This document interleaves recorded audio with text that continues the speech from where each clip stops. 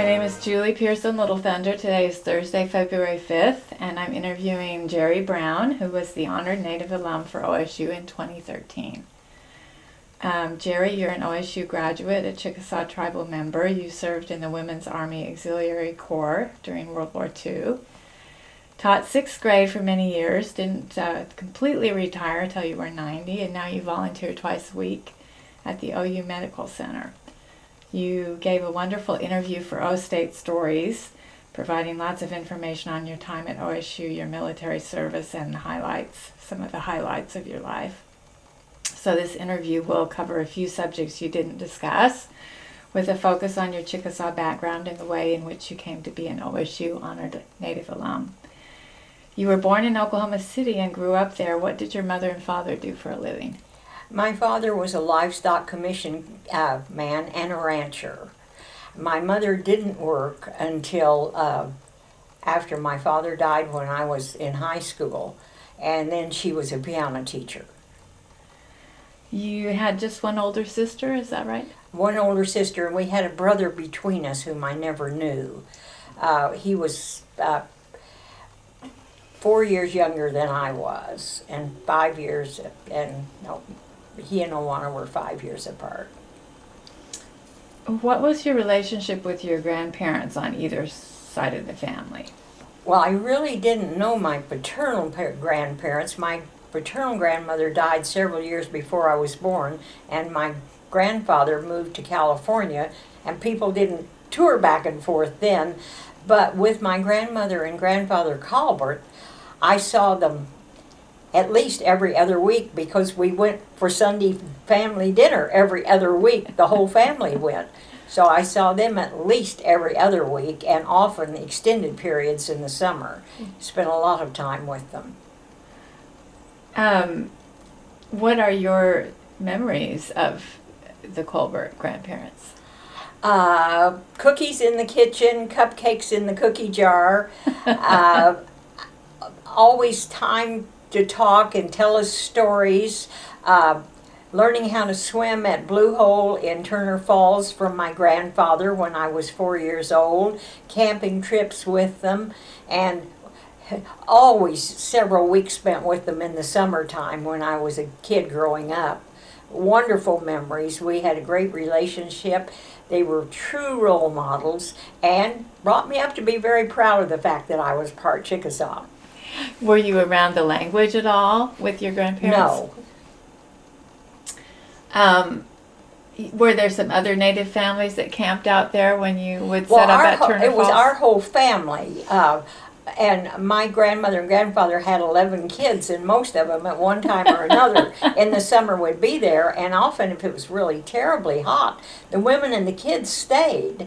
And whichever uncle was on vacation came as the male chaperone. And we stayed at Turner Falls, camped on Honey Creek. That sounds wonderful. Any other special memories besides the swimming? Being allowed to put eggs in my mud pies because it would make them shiny when they... and the hikes with my grandfather and the things, and going to Purcell. He was county commissioner there for 14 terms, which was 28 years, and going to the old-fashioned election returns in downtown Purcell in the summer, and always being together as a family. Right.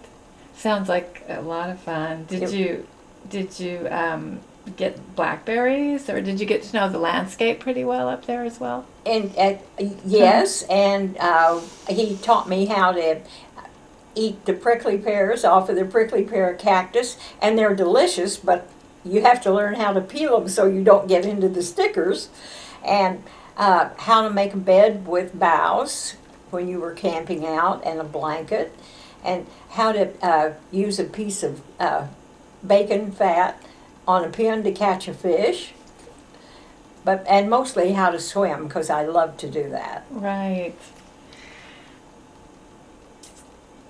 You were growing up in a time when it was easy for Native people to feel kind of conflicted about their identity because of the stereotypes in the larger society.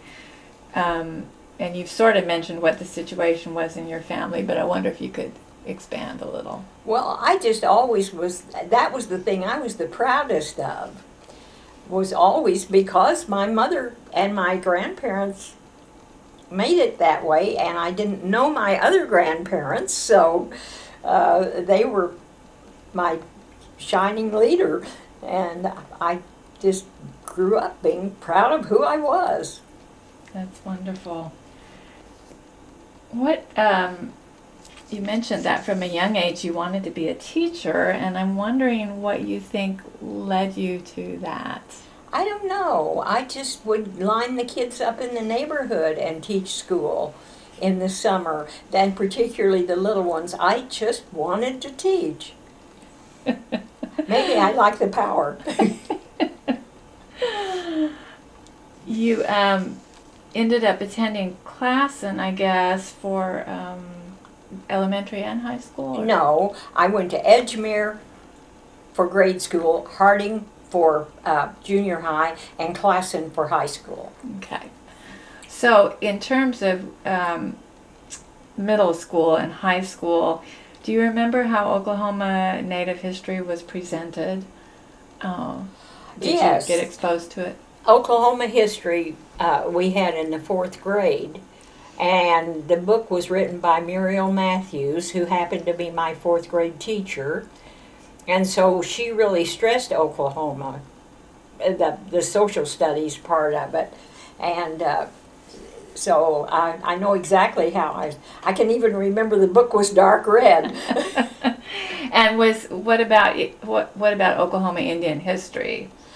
We didn't get a whole lot of that. Yeah, they sort of acted like we, sort of weren't around, but we were. You knew better. You mentioned there were 2 tracks at Classen, both a college track and a business track. Looking back on that system, what do you think of it now? I thought it was wonderful because the kids who were not able to go on to college came out of high school with some kind of skills that they could go ahead. They could take business English, and they could take typing and shorthand and bookkeeping and come out ready for a beginning job.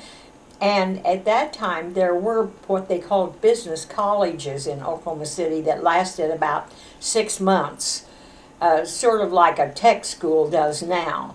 And if you were interested in that, you could take, because I took shorthand and typing as electives, and we had classical English, and the kids that were working for the other kind of diploma took business English and letter writing and all the things, so they came out so that they could do something. I was wondering if more women might have been steered towards the business track than towards the college track. No, not at Classen. It might have been, now at Central it might have been, but at Classen it was always an arts in like school. You were always being ingrained and the foreign languages that they pushed, and there was no reason for you not to come out of Classen high school ready to go to college if that's what you planned on doing. We'd even had those darn 4-hour exams all the way through high school, and nobody was exempt for any reason. You took them. Now, you weren't the first generation college student in your family, were you? No, my sister was. Well, we're the same generation. Mm-hmm. How about your folks? Well, the only college that was sort of, my mother went to Bloomfield, and they had a year after they graduated high school where they were all there, and it was sort of like a girls' finishing school. Right. And so higher education, advanced education, and Mother had all kinds of piano and violin and things like that at Bloomfield. And so they, for the time and where it was, and there was, I don't know, there was just never any question. My sister and I always knew we were supposed to go to college. Because Dad never said, if you go. He said when you go or where you go. And you mentioned that was an additional impetus for you to go when you lost your dad. Yeah, because I had always expected to be sent to school, just like my sister was. Not expecting to have to earn my way, but I think maybe I was the lucky one. And right, then that was a complete change then because you were entering under other circumstances. You explained that you and several friends chose OSU because that's where you wanted to go and you didn't think of yourselves as sorority girls. But I'm there wondering, were sororities there at right. the time. I'm wondering how you physically got to campus the first time when you started school. Oh, the very first, my mother and my older sister took me, put my stuff down, got in the car, and went back to Oklahoma City. And I moved into my room at Murray Hall. I just moved in. And you put yourself through school by working, but one of your jobs, I guess, was as a proctor at Murray Hall, reporting who was in and who wasn't in. Well, everybody. Boy, you better be in. That door was locked. And what was the funniest situation you encountered, either as a resident of Murray Hall or as a proctor? Gosh.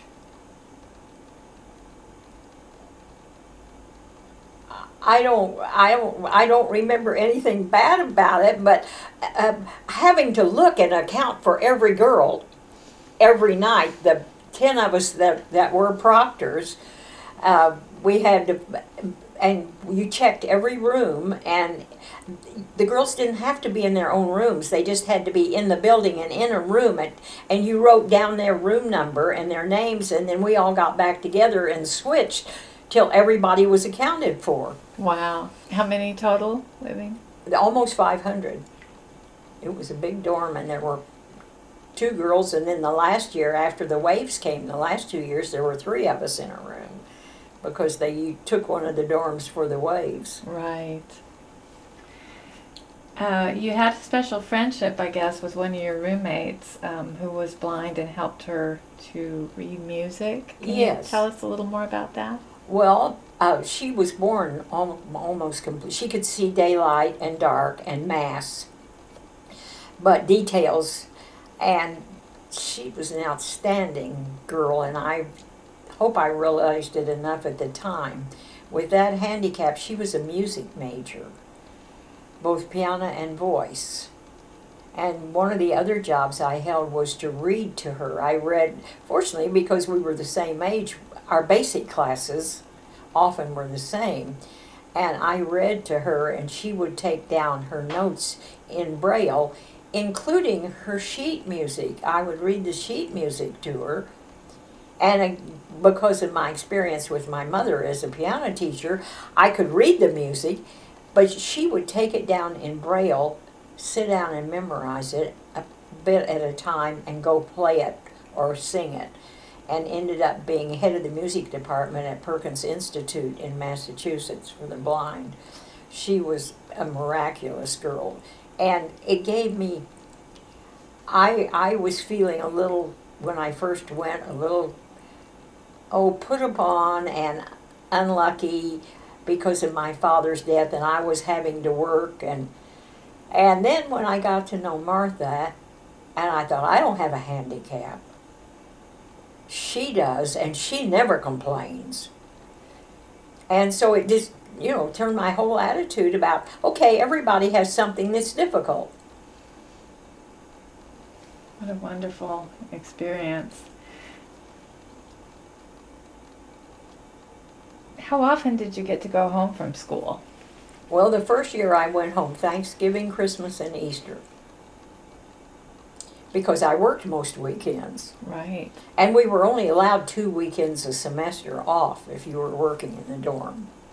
And did you sometimes have friends who were driving back, or was your mom able to get cars. Kids didn't. Nobody had a car. You weren't even allowed to have a car. We walked That's right. all over Stillwater. But you mentioned, I thought, the interurban as well. Oh, well, that went back and forth. The interurban only went as far as Guthrie. Okay.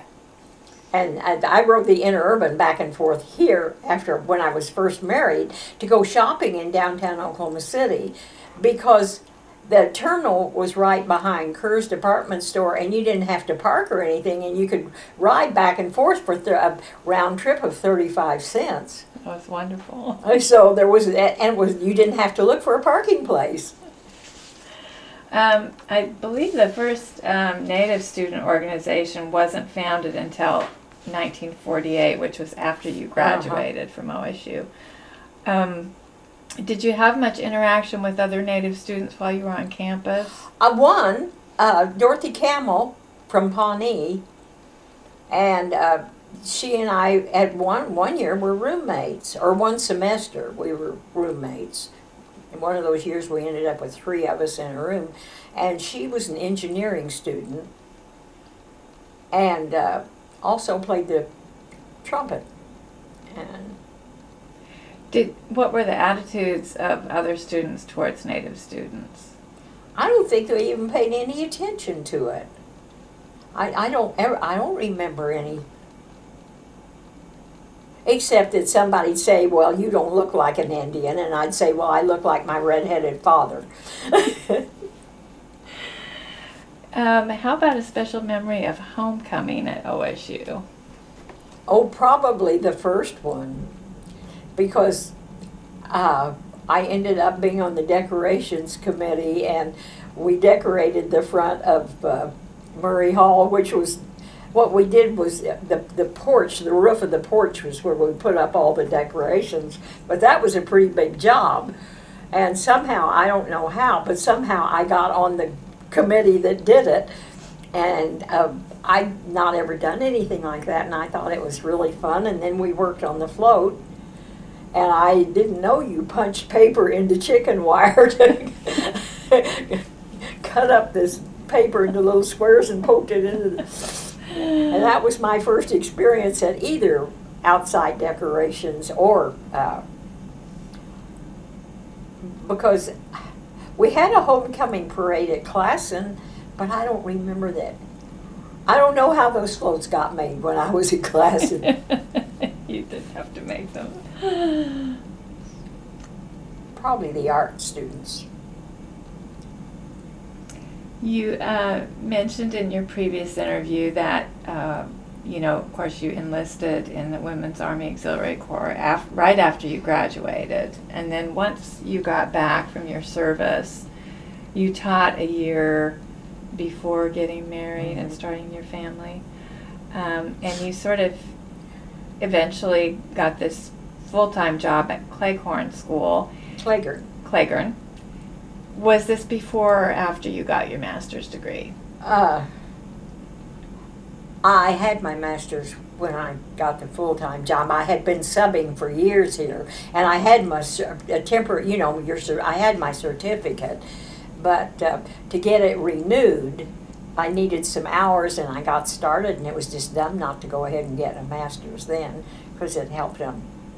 Well, can you talk about the challenge of going back to graduate school while you've still got children in the home? The biggest challenge was time, and the fact that I tried to take too many hours the first year. How many? I did 12, and I was teaching some, and there was one principal here in town that would come get me out of class at the university. He'd stand at the door like this, and there were a couple of the professors who'd say, go on, see what he wants. He probably needs, and he'd say, when you leave class, when you're through, come over to Cleghorn, I need you.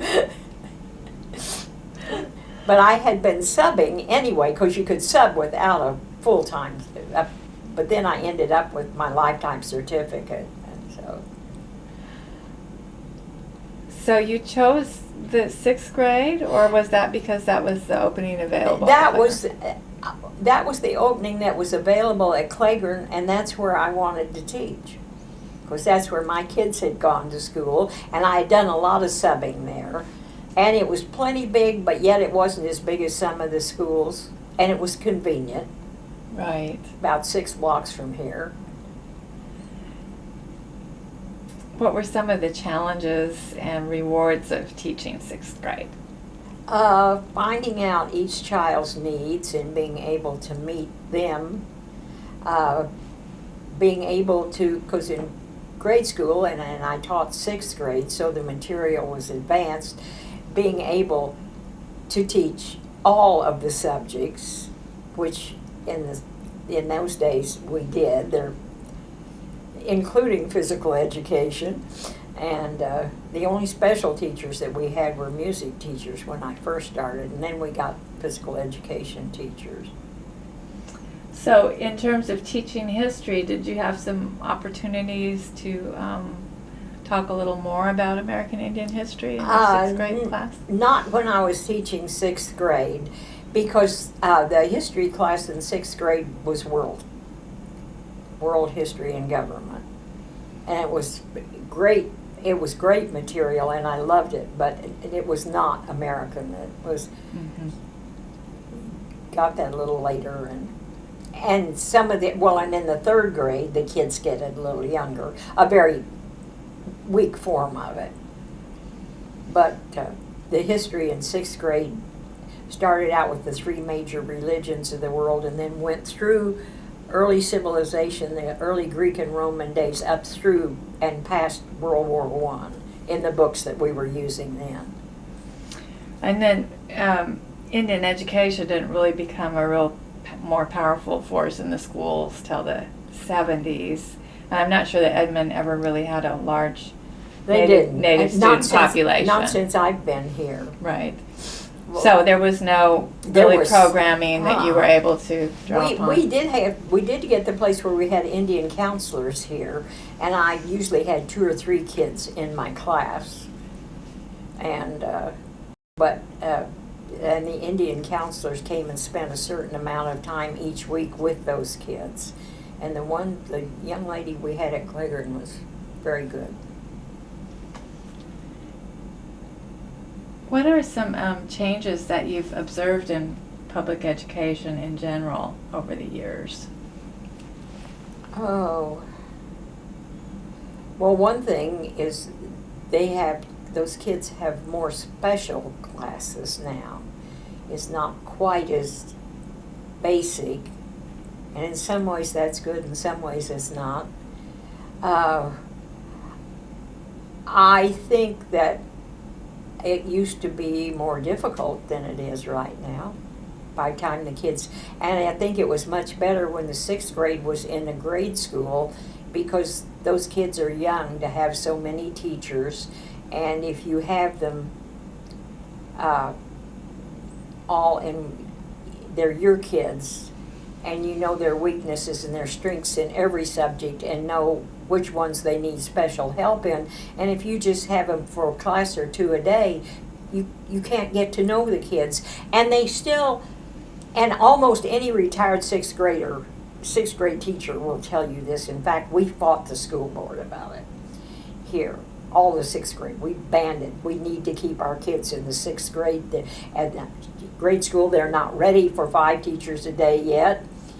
And most of us who did that still don't believe they are, and a lot of the new 6th grade teachers don't think it's a mistake, too. When did they initiate that? Oh, let's see. It was the last year I taught full time, because it was the next year that they set up the middle school, 1973 or 4.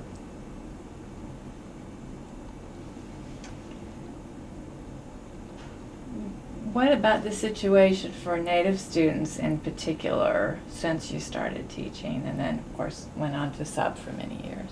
I don't think, other than the fact that there was the Indian counselor here, and she did a good job, but she was a young Indian woman. I don't think we've ever had much of anything else here. I was always tried to filch out if they had Indian heritage and say, well, now look, I do too. And we had one family of about 4 kids over Cleghorn that I had all 4 of them as they came through. And, but it was just, there really wasn't much of anything until that last couple of years, and we did have an Indian counselor who came to each school, and now there wasn't just one for the whole town. They had, Right. and spent some special time with those kids. But I don't remember those kids ever feeling any different Or here. Now, maybe in Oklahoma City, they may have, but here, I don't remember ever. They were just, and we had kids from other countries because of the university, and we got most of the kids. Now, Northern Hills gets them now, but when I taught at Claiborne and taught full time, we got most of the college kids, the faculty and the students. So you had some diversity. yeah, oh yeah. And one year at Northern Hills, we had one classroom that had kids from 14 different countries in it. 28 kids in 14 different countries. If you were Secretary of Education for the state, or you had a magic wand to wave, what changes would you make in public education for the students, public school students? I think I would put the 6th grade back into grade school. And I would stress basics a little more and not worry quite so much about the frills. You need some frills, but that can come a little later. I think. That's my opinion. And after you're finished teaching 6th grade, then you continued to substitute teach. And I did a little bit of that. I didn't find it very easy. No, but I restricted myself to 2 schools. The one where I had always taught, and then Northern Hills, where the principal and I had taught 6th grade together, and we had been friends for years, and I only went to those 2 schools, and because I was there all the time, it wasn't like flitting around. One of my funny stories is one day I was doing bus duty, and this boy hung out the bus window at Northern Hills. He said, "Where were you today, Miss Brown?" And I said, "Down in the 2nd grade in somebody's room." And he said, "That's not fair. You weren't here, and we had to have a sub." And so, because I had them every year, You were like a regular teacher. They didn't feel like I was a sub. You were busy, so we had to have a sub, you know. And so I really, because of restricting it to going to the 2 schools, the kids, and I had them year after year, which the other teachers didn't, so I actually had them as much or more. I saw more of their development.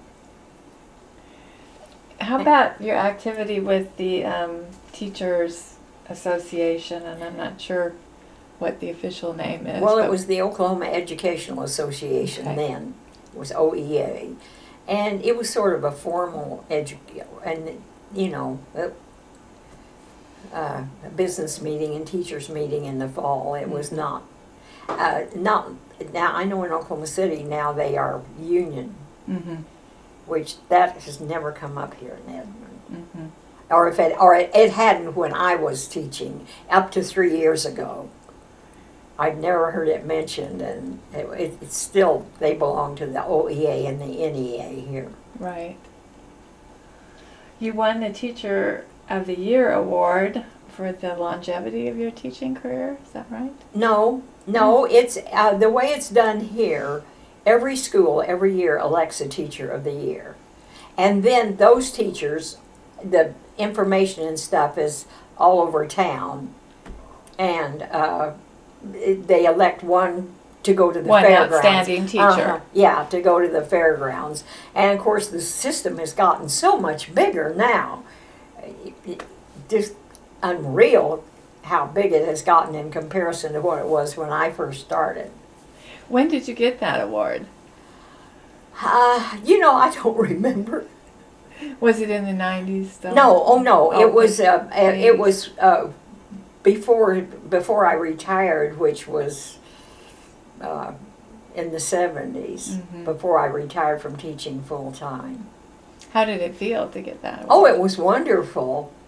And the really funny thing about it was when I got it from our school, and then 2 doors down, that teacher got it from one of the other grade schools. And the female who became my principal later at Northern Hills was the third. There were 3 of us here, and then she got it for the overall.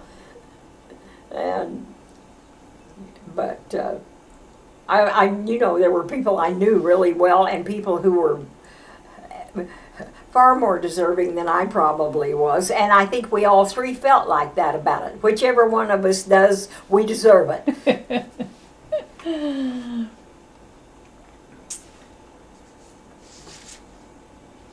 You seem to have a real gift for friendship.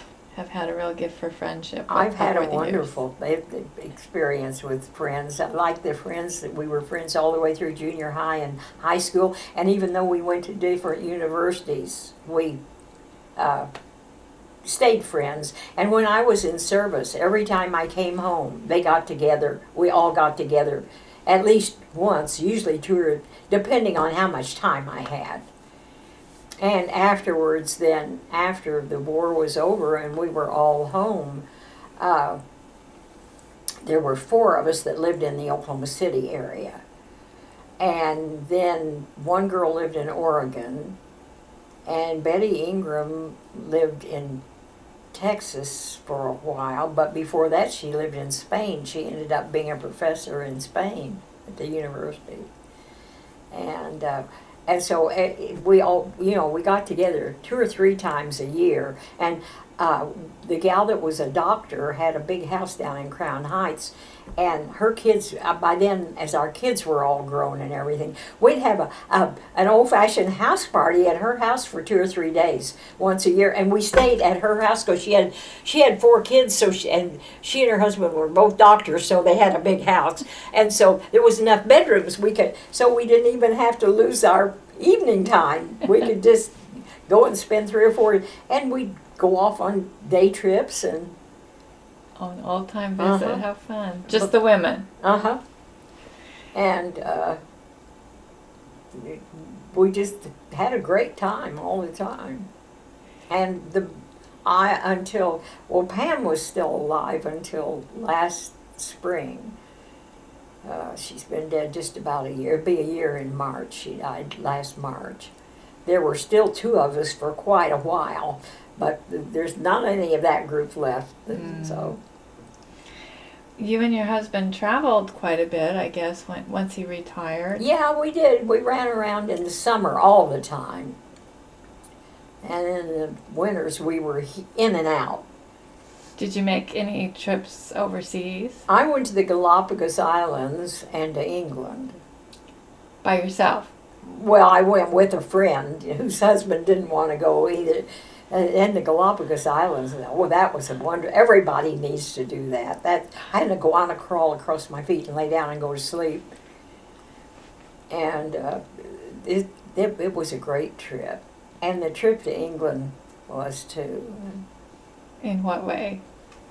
Well, I just saw things I would never have seen. And historically, England I was interested in, because I'd always loved social studies, and I saw there was so much to see of history and of literature. The King Arthur things, of course, are fiction, but that they say that's King Arthur's castle, and you can believe it because you want to, and things like that. And then all of the different animals and their relaxed attitude toward you in the Galapagos, because they have never been allowed to be harmed.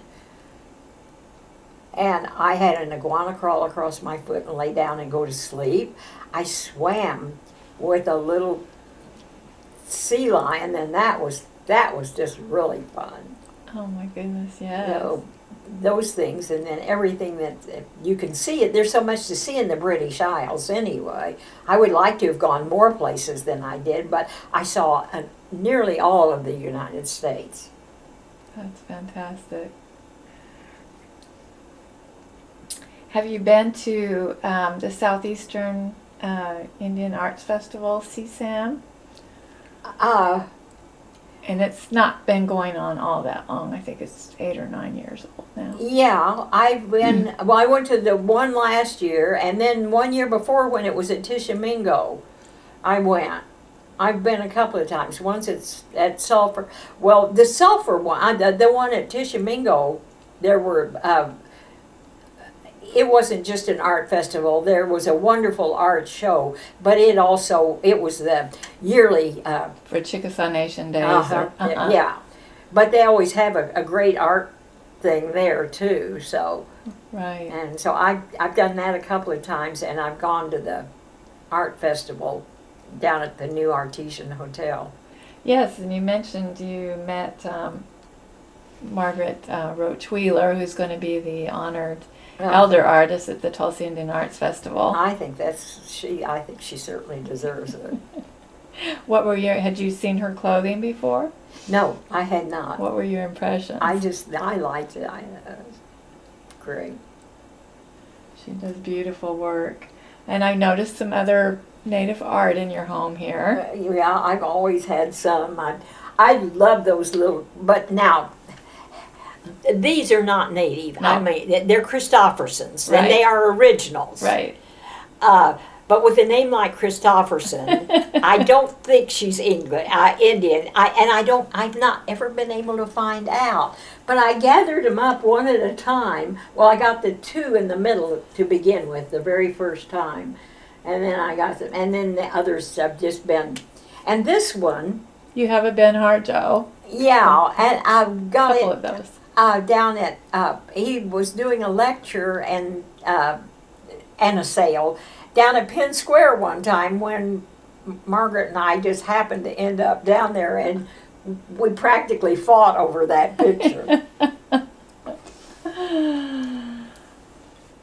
How about your children and grandchildren? Do they identify Chickasaw? My son, well, both my kids do, but Mike more than Ginger. Mm-hmm. Mike because she has red hair. So they'll go with you sometimes to Chickasaw Nation Days? And did when they were little, and never fussed about it. We're always glad to. Right. Do you go back to Turner Falls too when you can? When I can, yes.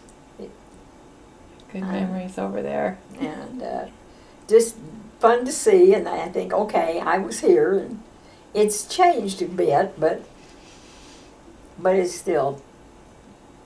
How about extended family? Are you still in touch a little bit? I have a cousin here who is the age of my daughter, and she's very aware of our heritage. And Charlotte and I are good friends, and she's the same age as my daughter. But she's a first cousin. It's just that. Right. And she has a couple. In fact, I spent most of Sunday afternoon with she and her family, and she's been very interested and kept up with the. And she's another redhead in the family. I said, both she and my daughter are redheaded, and I said, where we got these redheaded kids? And they are the same age, but Charlotte and I are just good buddies, and her boys. I've been around them quite a bit, so but most of the rest of the close family, they're just gone. There's just not very. Charlotte says we're, what's left almost, and. But your great grandfather, was it that I understand, had sort of played a sort of historic role? My grandfather. Your grandfather, okay. He was the secretary to the first Chickasaw legislature. And there at Tishomingo, when you come into the museum, there's a picture. That same picture used to be at the Oklahoma Historical Society. I don't know whether that's it or whether there were copies in there both places. That's the places. But I used to be so proud of it when we'd be doing Oklahoma history in the 4th grade, and we'd go through the Indian thing, of course, and I could say, "That's my grandfather." That's my You know how kids are. You've been part of the volunteer auxiliary at the medical center for several years. Oh yeah. What do you do? You work 3 days a week? Oh, we take mail and stuff to the patients. We take samples, blood and urine and samples from different places in the building to the lab. We do a great deal of the dismissing of patients. That is getting them after they are ready. And we sort of walking them. We'll put them in a wheel. We take them out in a wheelchair. Oh, okay. And we get them. We're the first people they see if they come into the emergency room, and we find out where they need to be and who they need to register with. Are they coming in for emergency, or are they coming in for some? And show them where things are in the building, and deliver the newspapers and the flowers and the meals. Not the meals, the mail, and run errands. And what's a more memorable or perhaps sort of intimidating situation that you ran into? I really haven't. Because we're right there by the emergency room. We may get somebody in that's bleeding like crazy, but we can get a nurse or an attendant in a hurry because the door is right there, and our badges open the door. So all we have to do is, we don't have to wait. We just, hey, we've got a bleeder. and take them out to the car, and like papers and things that need to be delivered from the registration, we take those. And so just stuff. Some important things. And we do have the gift shop too. I don't work in the gift shop, but we do have. Right. There are lots of volunteer opportunities, and I'm wondering why you selected that one. Primarily because Lucky had, and she said, "You'd like this, come do it." And I said, "Okay." It was a friend. And I had quit teaching, and she said, "You're going to need something else to do," and I did. And all right, I'll do that. Yeah, because some people would say, well, you're in the age where you deserve to just not have to worry about reporting for work at any time, at any place. Well, if you volunteered to do it, even though you still are responsible to be there when you're supposed to be there, it should be something that you want to do and that you're glad you're doing, so you don't mind going. And I've met lots of people who volunteer that I would never have met. I've met people in the hospital. I had pictures from Bloomfield and things like that. And Carol Smith, that's not Carol's last name, Snyder, who works for the offices, and she was at Edmond getting a CAT scan over a hip that she was going to have replaced, and her housemate, who had come with her to do the driving back and forth, was out in front, and we got to talking, and she said something about her friend who worked for the Chickasaw Nation. And I said, "I have something you need. When she leaves, tell her to come by here. I have pictures from Bloomfield and other places that need to be in the Historical Museum." So they did, and that's how I got associated. And that's when I really first got on the rolls and and she says, "Your mother went to, well, you should be a part of this." And oh, you hadn't been enrolled No. prior to that? I didn't realize that. No. And how neat to be able to pass on those And papers so to she them. took the pictures, and there's one, And they are in the museums down there. One of them's at Tishomingo, and of mother at Bloomfield in school, and other buildings, Bloomfield buildings that I had. And then the picture that my mother did as her senior project, art picture of the blind fiddler. They took that one too. But the pictures from Bloomfield were, and they were always in our house, but they needed to be someplace Shared. where. And sure enough, the last time I was down at the old Capitol building, they had them hanging in very obvious places, and so they're being used. And I'd always had them on the wall because they were, when I was growing up, Mother always had them out. And so it just, worked out. And we got to be very good friends. She says, you should be, much Indian you are, you should be on the active rolls, Jerry. And I said, well, I never have. She said, well, and from then on. That is great. Well, what did it mean to you to get the honored Native alum, and kind of describe the process? Oh, well, it was something I had never expected to have because there were. Do you know who recommended you? Well, I know who they told me did. They said that Governor Anatubby did. Now, I don't know whether whoever I talked to, down there the first time, I said, well, how did that happen? How did I, And they said, well, don't you know? And I said, no, and that's what they told me. So as far as I know, that's What it. an honor.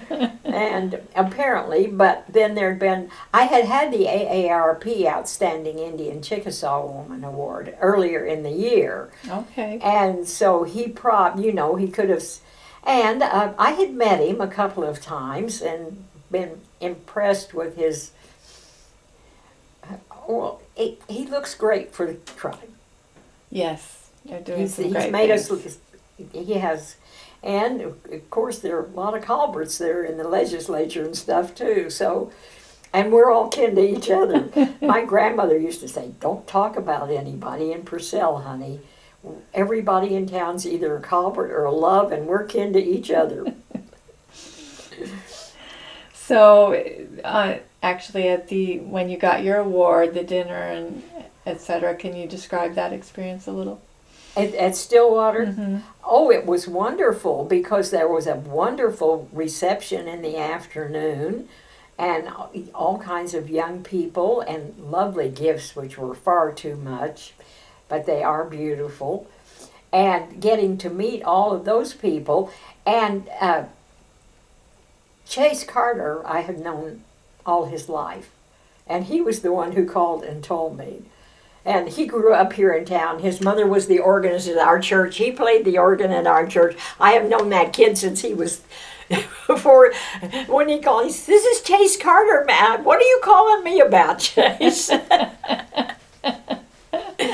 So that was fun. And he works at OSU, is that right? Uh-huh. Yeah. And he was there, and that was fun. But meeting those young people who were so proud of their heritage and stuff was very nice, too.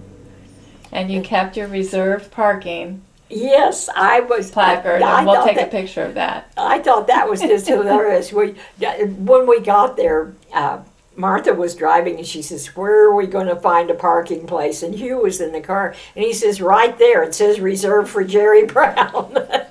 And I said that they had told me to come in and ask, but then that was there, so that was no problem.